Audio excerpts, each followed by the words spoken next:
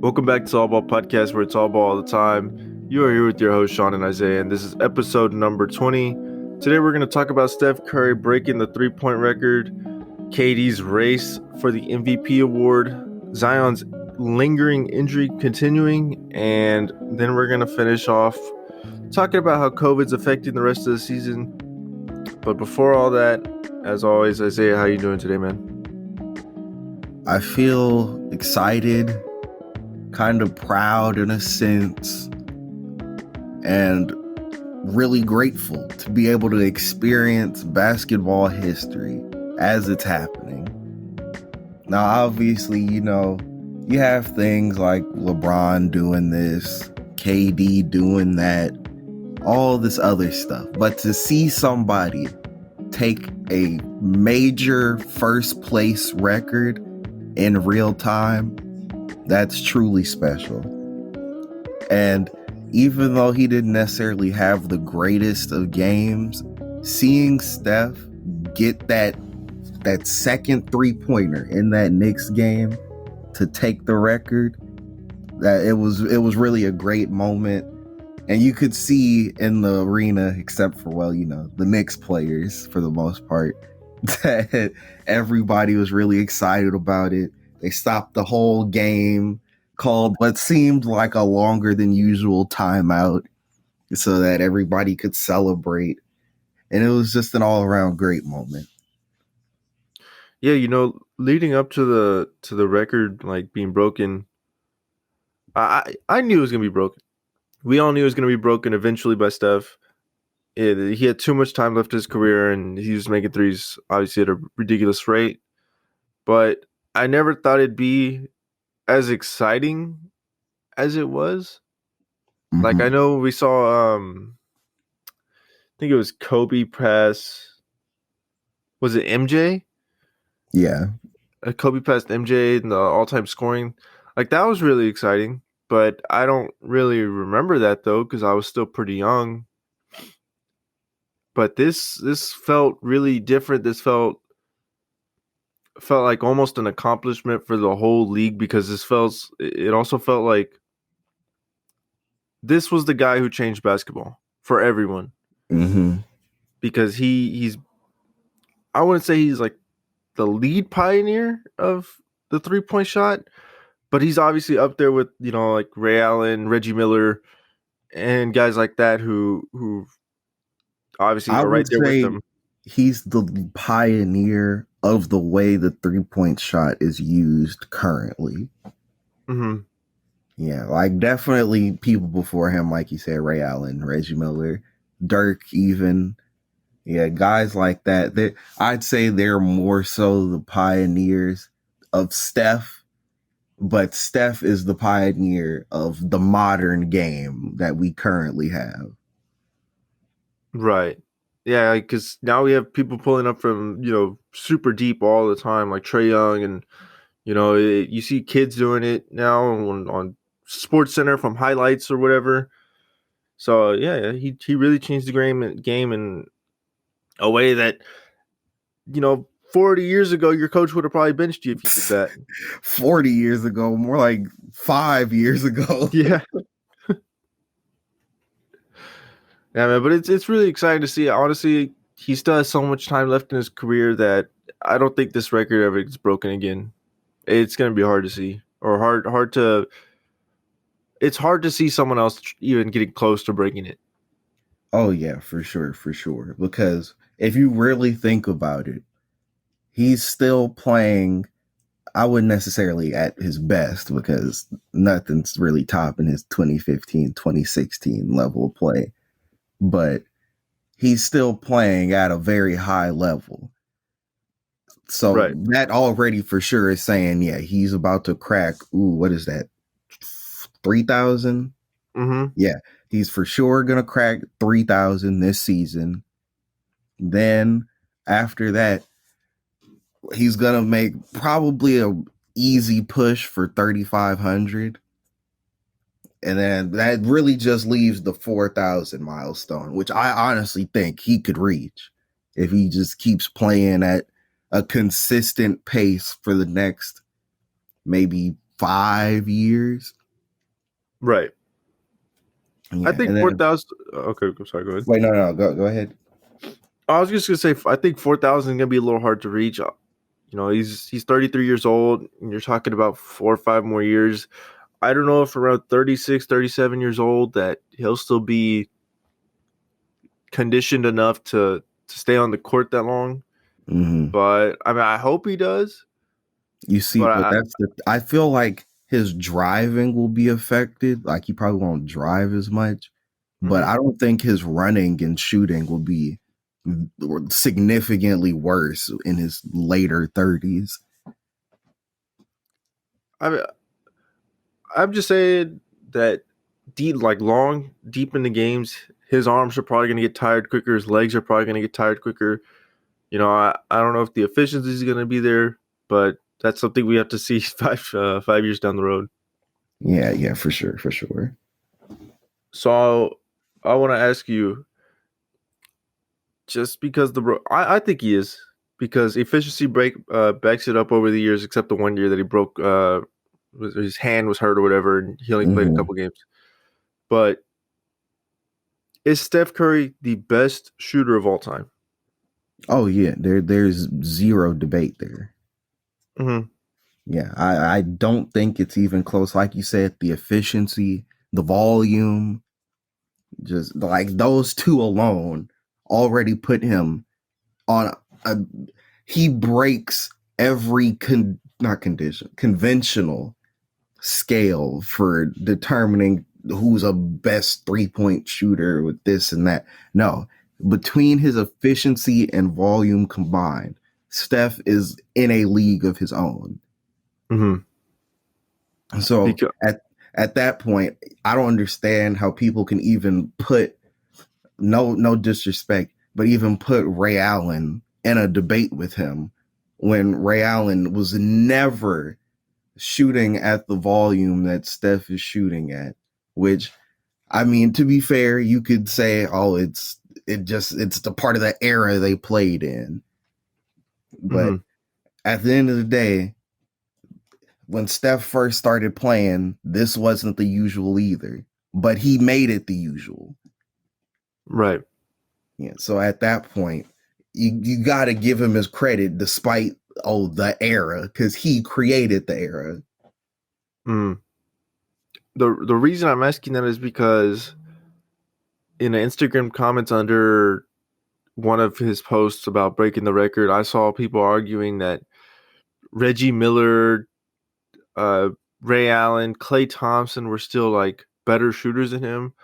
I saw some ridiculous names in there. I thought they were bots. Honestly, I saw James Harden in there. Oh I wow. saw Kyle Korver. Uh, this one has to be trolling. I saw Jason Terry in there. Okay, yeah, no, they're definitely trolling at that point. Yeah, so I could see arguments being made for Reggie Miller or whatever, but your arguments has to be complete. I don't know. No, actually, I don't even see argument. No, no, Yeah, no, no, no, yeah. no, no. I I sure don't see an argument for him. no, I don't. No, Steph's definitely the best. Yeah. Like I Now said, the something, efficiency and all that. yeah. Now something that I saw where there's arguments now were there was a post I saw it on YouTube somewhere, and it was about Steph breaking the record, and it was asking, is he a top 10 player of all time now that he has this record? And somebody said something that really posed an interesting view on the whole Mm-hmm. thing, because they pointed out that he's been on pace to break this record for a good while now. Like if he didn't have that one season where he broke his hand, Right. definitely would have broken this record last year. But that leads me to believe, would like is if somebody is obviously on pace and close to breaking something or achieving something, should them actually achieving it really affect how you view them? if it was obvious that they were going to break it in the first place? I think it depends on what they're trying to achieve. I think Mm-hmm. if you're looking at a bad player and you're like, oh, I'm expecting him to suck and he sucks, well, then you kind of have that like he had that like prophecy that he fulfilled or whatever. Mm-hmm. So I don't know. I think it can, but at the same time, like I said, I feel like it depends on what they're trying to achieve. Because Mm-hmm. if they're going for small achievements, like getting your first double double of your career or 100 double double, I don't know, something Mm-hmm. very small. Like, does that really change compared to like Steph's monumental accomplishing being the all time leader for 3-pointers? I mean, I think there's a range to these things, or like a spectrum, Mm-hmm. but that's just my opinion. Yeah. And see, no, but no, like I get what you're saying. And I'm saying, like, if we're talking about like these high level records, like for instance, LeBron for sure is gonna at least take second place all time in scoring. Hmm. So would him actually taking that second place spot really help his GOAT case any more than like his current GOAT case? Because it's obvious that he's gonna take that second place spot anyway. I definitely think so. I think that shows consistency throughout the career and like his health. I mean, he hasn't always been healthy, but still, it Mm-hmm. shows that the last years of his career, he still was able to go out there and be productive enough to get to that second place spot. And then especially if he passes, oh man, I'm blinking. Wilt? Kareem. Oh my god, I said Kareem Wilt. first. Oh my god. Oh my god. I feel like what do you call it? Uh oh my A god. casual. A casual, yes. Oh man, I'm gonna get roasted for that. Anyways, if he takes the number one spot, then I definitely think that also helps him too. Like, how can that not help him? But yes, if he does take the number two spot also, then yes, I think it helps him also. Okay, that's interesting. I mean, do you think so too? You see, I don't think that necessarily the number two spot helps him much more because, like I said, it's kind of obvious that he's gonna get it, Hmm. and I mean, 2, 3, not that big of a difference. Yeah, so like I don't necessarily see something like him getting first is a little less obvious now that we see he's having like more injuries now. Hmm. So there's a possibility that, maybe a big injury could hit him now, or the small injuries are just going to keep mounting. So he's going to keep missing little stints of time. So, yeah. Yeah. So I think him getting first, considering that it's looking more and more difficult by each passing season since the 2018 season or 2019 season. Hmm. Yeah, I think getting first would like significantly help his case, but I don't think second necessarily would as much because he's already relatively close to it, and it's not the record breaking spot or anything. It's still very good, obviously. Hmm. But yeah, it's kind of like how I don't think Steph getting into the number two spot necessarily helped his greatest shooter of all time argument any more than getting the number three spot did or anything. I think when he's already accomplished the number, like he's already number one now. I Mm-hmm. think it's kind of hard to look back and say like, oh, I mean, well, number two is obviously not as great as one, but I don't know. I guess it could be viewed in both ways. I think it's just more I guess point of view to how you Mm-hmm. see it, which is feel like that's obvious. I don't know why you even said that. But yeah. Do you want to go ahead and move on to Kevin Durant? Yeah. All right. So Kevin Durant, his MVP race, do you think at the moment he's number one? Well, the official NBA MVP ladder has him at number one. And the only person that I really had in contention for that number one spot was Steph. But I'd say over the past 5-ish games, I think, leading up to him breaking the record, he has not been playing very well. I don't know if it's because he was fishing too hard for the record or what, but he's just been on a consistent streak of average to below average games. Meanwhile, with half, I think, of the Nets team being in health and safety protocols, and obviously, Kyrie just not playing at all, Kevin Yeah. Durant has really stepped his game up and turned into a serious triple-double threat on any given night. Mm-hmm. So at that point, I don't see how you could put anyone else in the first place spot. I've seen a lot of people argue Jokic should be up there. How do you Okay. feel about Yeah, that? I'm glad you said that because I just want to make it very clear. Record matters. It always matters. I don't know why everybody likes to, because they did the same thing with Steph last season. I don't understand why people like to make this argument when they know that a team is losing.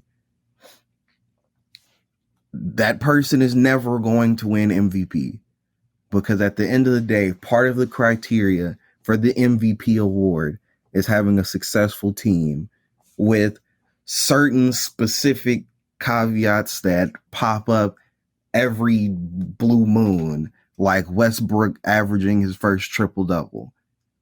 Like, okay, that was a monumental occasion. You have to give him MVP, even though his team was the 6th seed.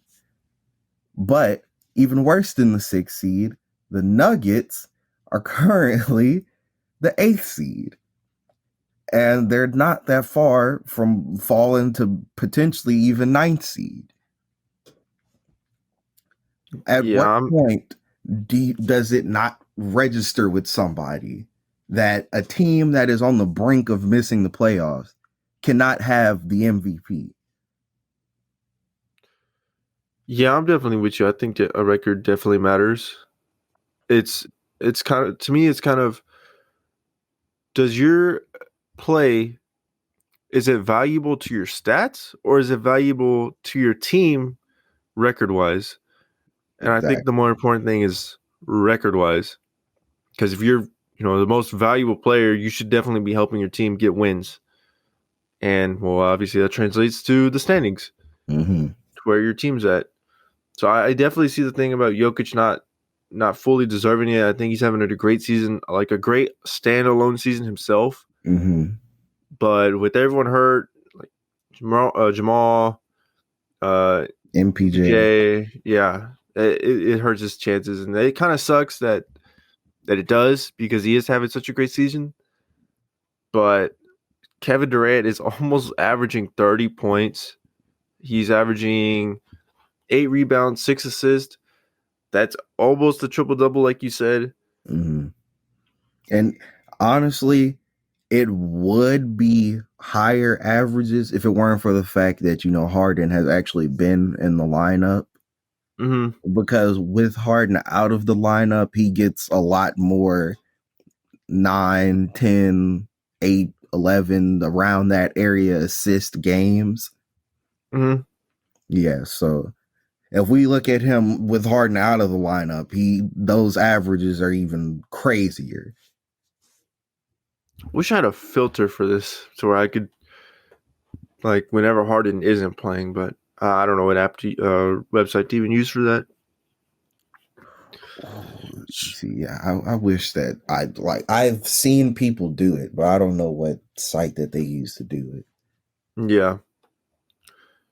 Do you think Kevin Durant could carry this team to stay the number one seed at the moment? Considering the topic that we're gonna get to at the end of the video, yeah, I think he could definitely do it. He's playing out of his mind right now. Mm-hmm.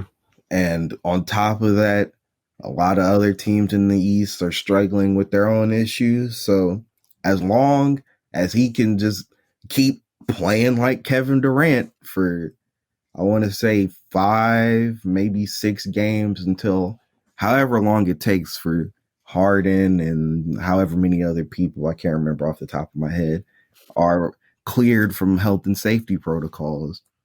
Mm-hmm. There's really no team that's going to catch them because if I remember correctly, yeah, they are 3 games ahead of Milwaukee.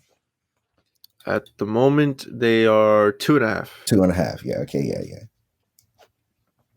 So 2.5 games. Kevin Durant is playing like Kevin Durant. If we look at the Nets schedule, they play the Magic next, easy.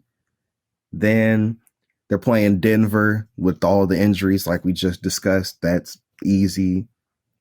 Wizards, Portland, Lakers, Clip. Like they have a relatively light schedule considering what Kevin Durant's doing. Right. So And with that being said, yeah, I don't think there's any realistic way that any team catches them, except maybe if the Bucks go on a crazy streak right now, since they're about to play the absolute bottom of the barrel team. uh, Pelicans, Rockets, Magic twice, all of that within the span of their next 7 games. Yeah. another thing to help his MVP out, I know this is just one game, but he was able to keep the team, atop the number 1 seed, the Eastern Conference, the whole time. They set up for one game versus the Rockets and try to let James Harden run the team, and well, they lost. They lost to us. So, that kind of shows how valuable he is. That when this team doesn't have him, they're losing to bottom tier teams.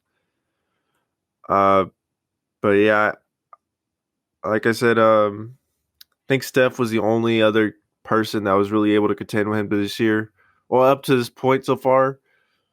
But I did, like you said, the shot chucking to kind of get the record broken faster kind of hurt him.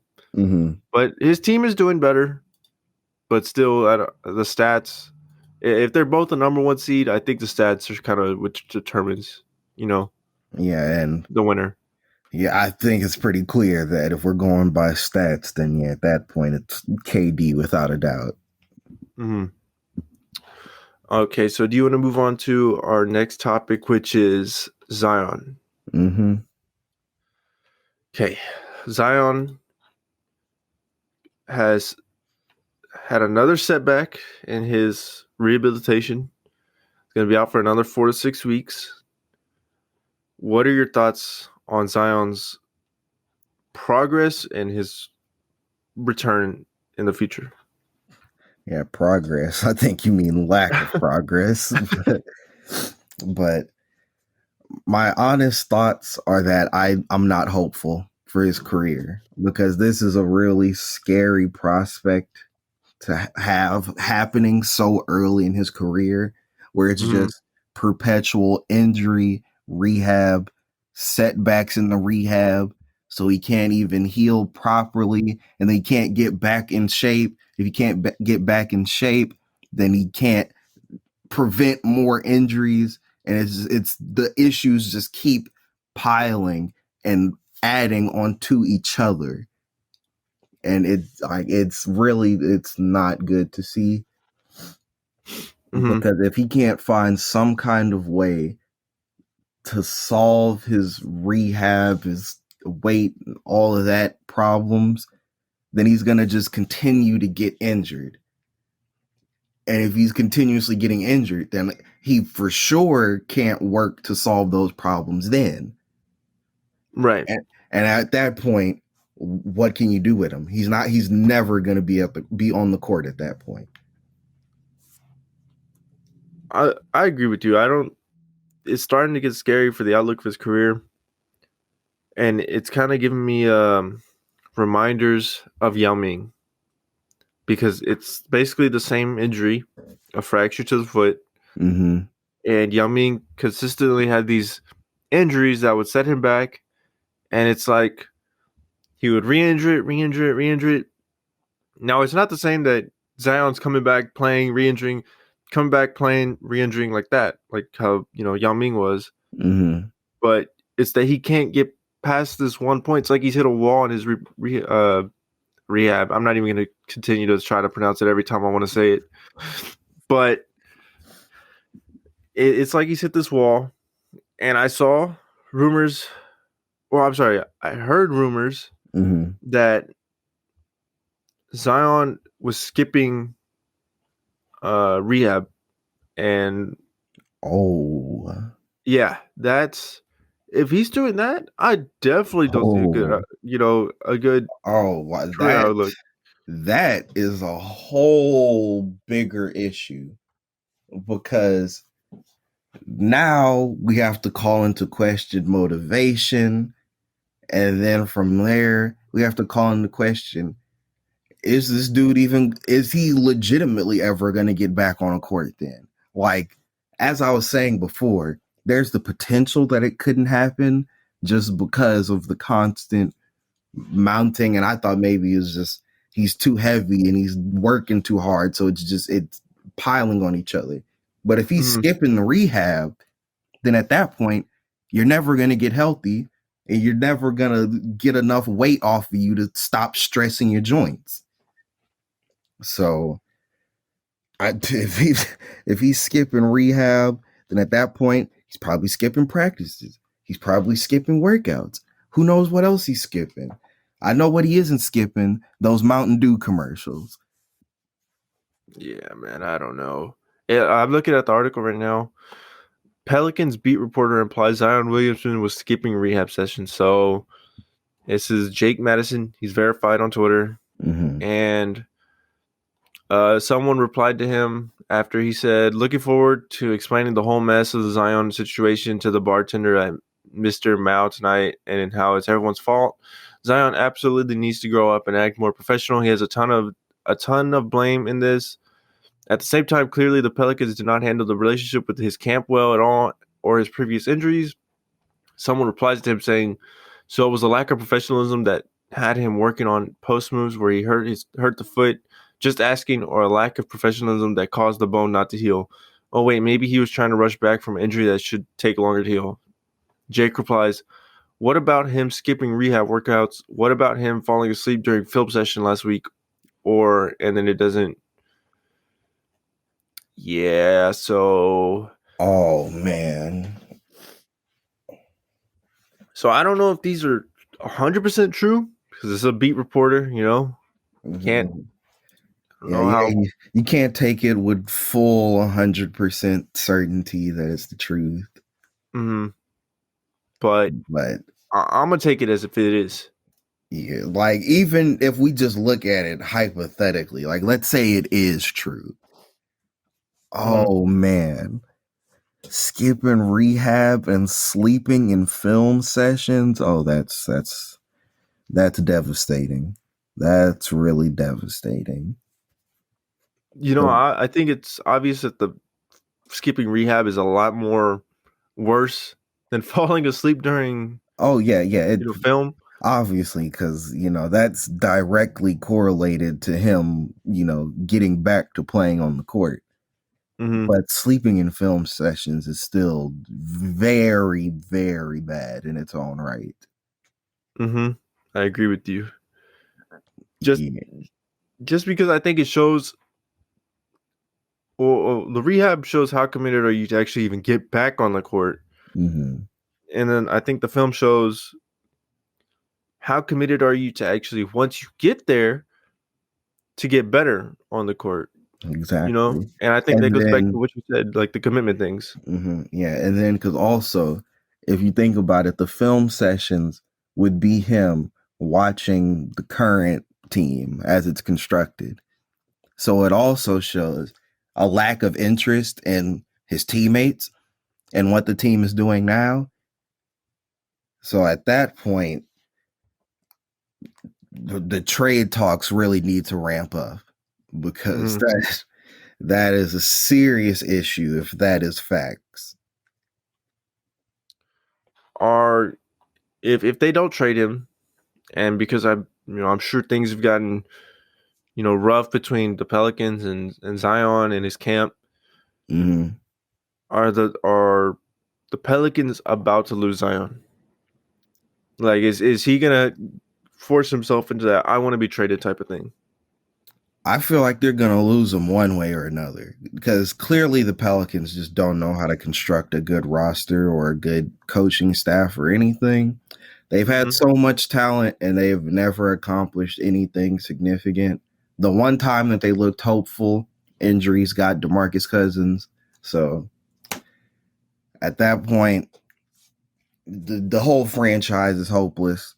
They got a generational talent. Even when he was playing, they still weren't a significantly good team. Mm-hmm. So they're either going to lose him to trade or they're going to lose him because he's not going to get back on the court. Either way, it's going to look very bad for the Pelicans organization. Probably going to look very bad for Zion as well. And yeah, I am so very uncertain about both the Pelicans' future and Zion's future. So if you're the Pelicans, Zion says he wants out. You get your return for Zion. What do you do with Brandon Ingram at this point?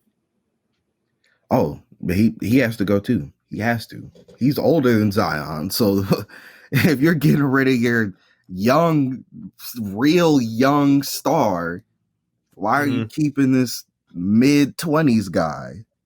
Mm-hmm. You might as well commit to the full rebuild. Yeah, it's tough, man. Pelicans have just ruined so much young talent, Mm-hmm. or at least the young talent that they've had. No, I would say they ruined Anthony Davis, but when he was They there, they ruined they his didn't like maximize them. They didn't right, get the most out of them.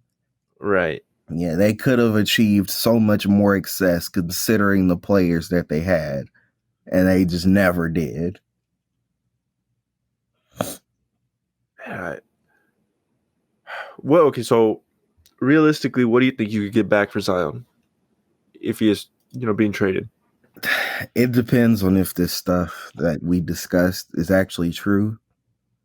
Because if that's true, that is definitely going to dock his trade value significantly. Because, like I said, for a lot of teams, that's going to call motivation into question.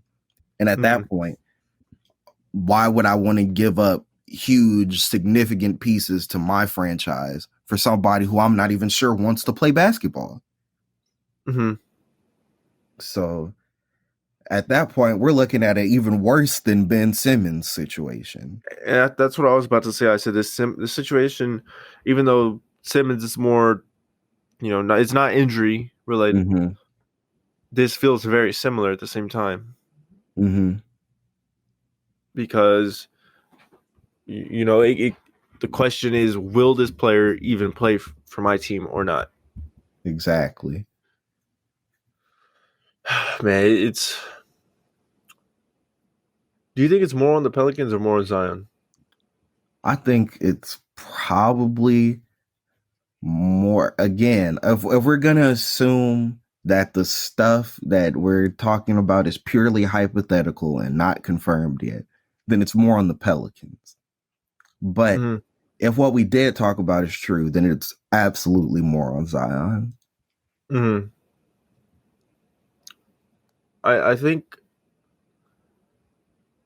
I think it's true. The rumors are true. I think they're true. I'm gonna just say that I think they're true. Okay. So I'm gonna say it's more on Zion because regardless of what the organization does, you could still be, accountable for yourself Mm-hmm. and still do your rehab, still stay awake during your film studies. Like I said, if those are true, Mm-hmm. but regardless of that, you could still take care of your stuff. You should not be lingering through this issue this long. Mm-hmm. And maybe it is on the on the Pelicans. Maybe they're rushing him back. They keep trying to push him further or faster than his body can handle, and it keeps sending him back. But I don't know. Yeah, I mean, it wouldn't be the first time we've seen a franchise do that. Mm-mm. So the possibility is definitely there that it is just the Pelicans trying to rush him through rehab and such. So, Yeah. it's a whole mess of a situation with a whole mess of a franchise. Man, Pelicans need to get their act together when they acquire young talent. Honestly, I think their whole they just need a full franchise overhaul.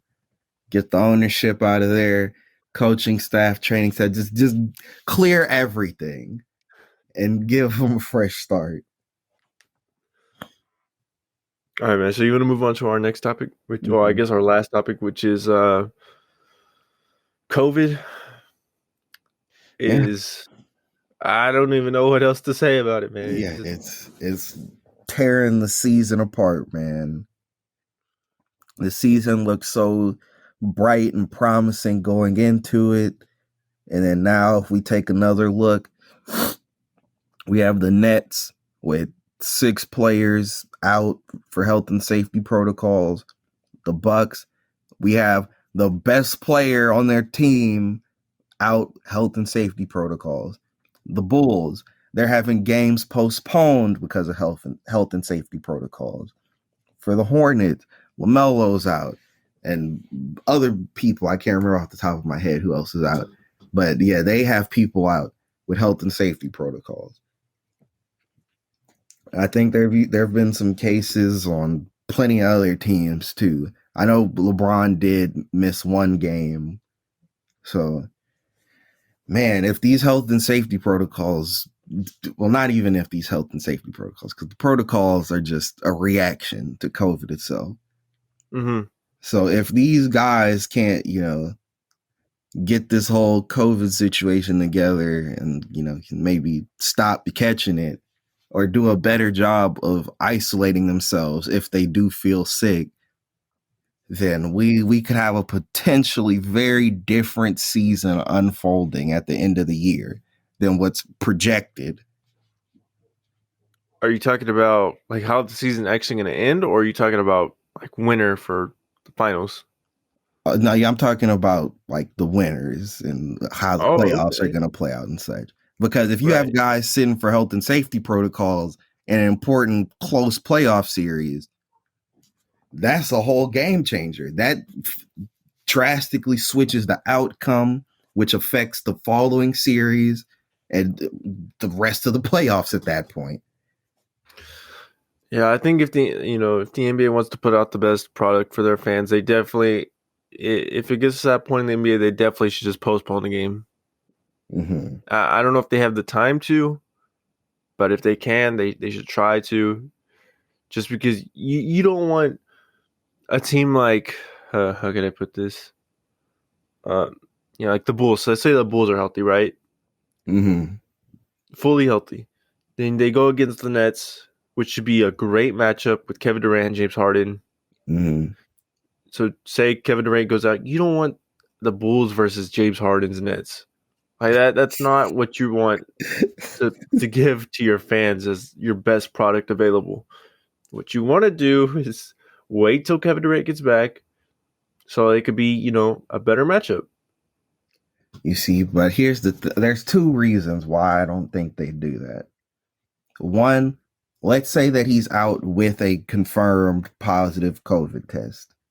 Mm-hmm. Now he's out of play for 2 weeks. Can you realistically postpone that series for 2 weeks? No, definitely not.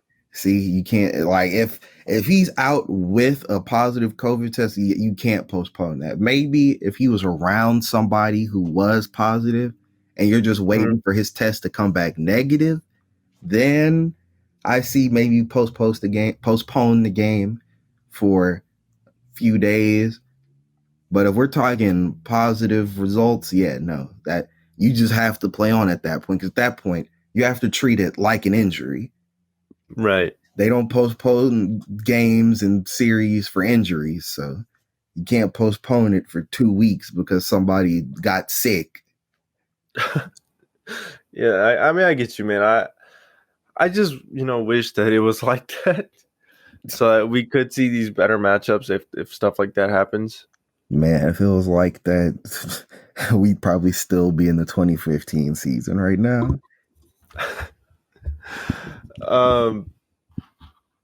Do you think? Okay, I know this is a little off topic but we were talking about playoffs.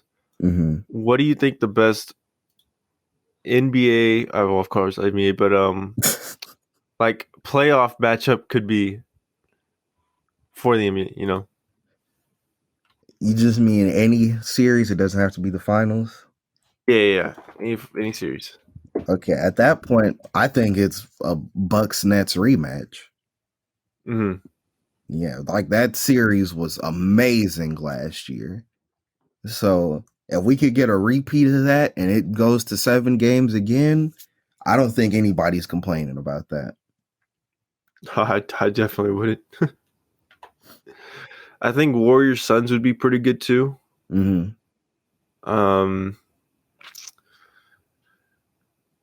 Suns and who did the Suns guy fight last year? Fought a Nuggets fan. Oh, okay. Well, that's not happening. That's not happening. Nope. Yeah, and then even then, last year when they were healthier, they still weren't fully healthy. They still got swept. So, yeah, I think the playoff matchup with them this year would just be another sweep. It wouldn't even be a fun series. No, it would. The fun would be to see if the Suns guy fights another fan. No, it definitely would be another sweep. Let me see. Another interesting matchup would be. I'm surprised the Cavs are still doing so well. Like we played them was yesterday, and their defense was so good on us. We got blocked like 5 times by Jared Allen. It was embarrassing. Every time we go to the hoop, just ball in the 5th row. You see, it's so weird because you think with like all the big guys they have on this team, like, no, it can't work. That can't work. And then it does. And now you have to just kind of sit there and feel stupid for doubting them. Yeah, it's like their main lineup is running Lauri Markkanen at small forward. Yeah. Like, what? Like, never in the years that he has been in the league would I have expected him to legitimately be getting small forward minutes. Like, bro, this dude's 7 feet tall, can't play no perimeter defense. And you're running a small forward? Can't play perimeter defense, can barely even play post and rim protection defense. And he's playing small forward, running off of screens, getting open. Like this is like a broken simulation at this point. It's funny because we really were like, at the beginning of the season, what are they going to do with all these big guys? We were talking about they have Love still. Yeah, now they got Mobley, Allen, Markkanen, and they're making it work. They're the 4 seed, and they've won 5 in a row. In their last 10, they're 8-2. Doesn't make any sense. It's unbelievable. It's unbelievable, man. Like, I thought maybe my 2K was just tripping when it had them as they're actually a 4th seed since I used to play for them, and we were a 4th seed when I played for them, and then I got traded, and I'm thinking, yeah, they're going to be out of the playoffs. No, they're still a 4th seed. And I'm like, man, 2K is just broken. You know how 2K is. And then it's happening in real life. What is going on? Their starting lineup is literally like height wise the big 3. Oh yeah. Oh, they're like, now I understand that you thought you were going to be a center, but no, you're going to be a small forward. You're going to be power forward. You're going to be the center, even though you're all just about the same height. That's how this is going to work. Lauri Markkanen is channeling his inner KD. He's 7 feet tall, playing I'm gonna forward. be a 7 foot small forward. Next, we're gonna Oh see him man, doing long crossovers and post fades. man, who kept dunking on us yesterday? Was it a Koro? Oh yeah, it was a Coro. He had 3 posters. Bro, it was so embarrassing, man. Yeah, man. And then Darius Garland, his development is really coming around this year with Colin Sexton being out. So he was Yeah, balling on us too. It's just, man. every three chunked up looked like it was. It looked like it went in. See, Hey. it's a part of that league that Steph Curry has created, where people can just, if you're good enough, you can just throw them up. Yeah. Please don't versus the Rockets. Please, we're begging you. We don't even have our best players right now. Please. I just want to make the play in. We're so close. Well, honestly, I think we actually are pretty close. We're only 3 games out, and the Kings still, even with the firing of Lou Walton, aren't doing that well. Trailblazers on a 7-game losing streak. Spurs are like right there next to us. I think we can make it. You see, the only way I think we can make it is if we can get Christian Wood back. Christian Wood's out. I think we would need Kevin Porter Jr. back too. We need Garrison Matthews to catch fire again. Yeah, he's pretty cold at the moment. Yeah, he has sunken right back down to his usual play. No longer Gary Bird. Yeah, he has turned into trash. Gary Duck. Can't fly no more. Yeah, he is Gary Chicken.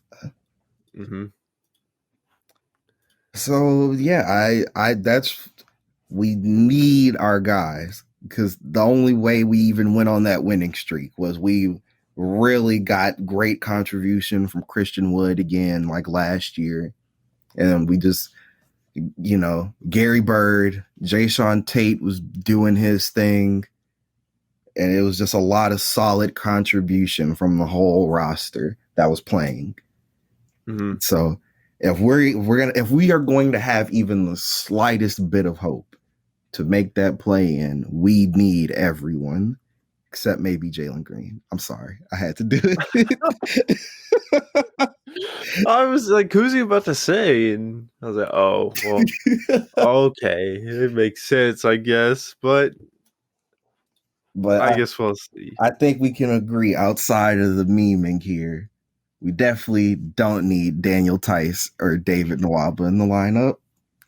No, definitely not. 2 of our main I would say they're non-shooters, but they're probably our worst of our shooters, I guess you could say. Yeah, I want to call them, they're our spies. They are the double agents. They're playing for the other team, even though they're suiting up in a Rockets jersey. Yeah, man, I don't know. Daniel Tice be pulling up for mid-ranges, and it's like when he shoots, he looks like he's fading. So I don't know. Stiff, and when he shoots, he looks like a JPEG that somebody tilted backwards slightly. That's his shooting form. Yeah, man, it's terrible.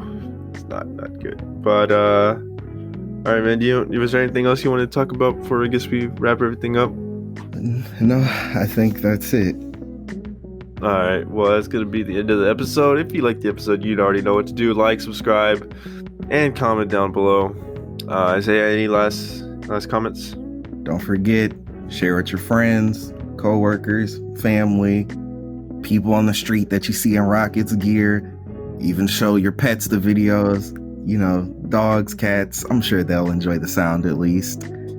And don't forget to check out the Instagram at allballpodcastyt. So happy holidays. And then I guess we'll see you on the next episode. Later.